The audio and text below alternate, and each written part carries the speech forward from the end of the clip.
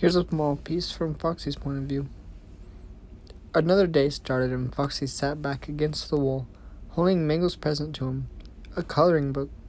He studied the cover of the book. It said Freddy Fazbear's Pizza Coloring Book in big red letters. The cover had all the new animatronics on it. Toy Freddy, Toy Chica, Toy Bonnie in the middle of the stage with wide grins on their face. Balloon Boy stood on the side, holding rainbow-colored balloons in his hand. There was the puppet box with the lid slightly open and the eyes of the puppet peeked cheekily out from the side. Then there was Mangle. She looked all fixed up. She was standing beside Toy Chica with a happy smile on her face. Foxy felt a pang of sadness for Mangle as he turned the page and looked inside the book.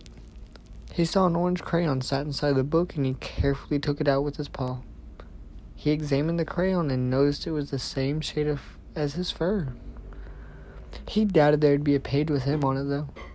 After all, no one really knew of him anymore. Not since the new restaurant. "What you got there?"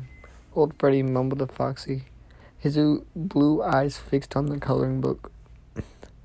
Foxy glanced up at Old Freddy and whispered, "It's just a coloring book I found." Old Freddy shrugged. "What do you expect to do with that?" "Color in it." Foxy traced his hook over the first page, a drawing of Toy Freddy. Old Freddy chuckled deeply, and his voice made a small buzzing sound as it did so. "I wouldn't get too close to Mangle. She's probably trying to manipulate you into doing something wrong." Foxy felt a small growl rise up in his throat, but it came out as more of a moan. "Darn voice box. Mangle would never do that. Where's your proof?" Old Freddy turned to stare Foxy in the eyes. "That pile of wires is one of them. You need to realize." "So?" Foxy glared at Old Freddy, and when he didn't answer, he turned back to the coloring book and started flipping through the pages again. From what Foxy could tell from the tiny dirty window inside the parts and service room, it was close to closing time. He had completed the coloring book. He had found a couple of pictures of Mangle. She looked so happy when she was fixed. Her bright smile, her shiny new suit, everything. Now she was a mess of an endoskeleton. Rage started to build up inside Foxy as his thoughts filled his head, but quickly controlled it as he sat down.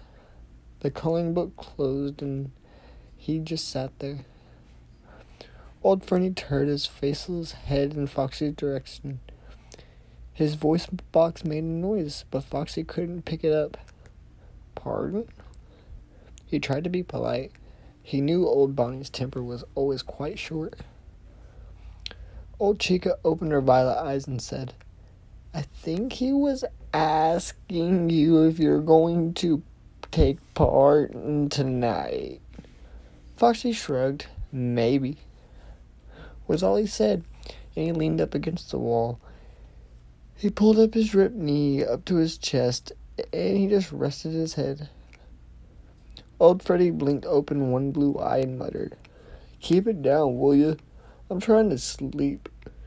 He closed his eye and became still again, switching off. "I guess Freddy isn't joining us tonight," Old Chica whispered, her voice box glitching up again. "I suppose not." Foxy mumbled in reply and closed his yellow eyes. Maybe he shouldn't join the others this night. Then again, his endoskeleton might grow stiff from being still for too long. Foxy made up his mind and stood up. "I'll be out with the others if you need me," he told Old Chica and Old Bonnie before walking out.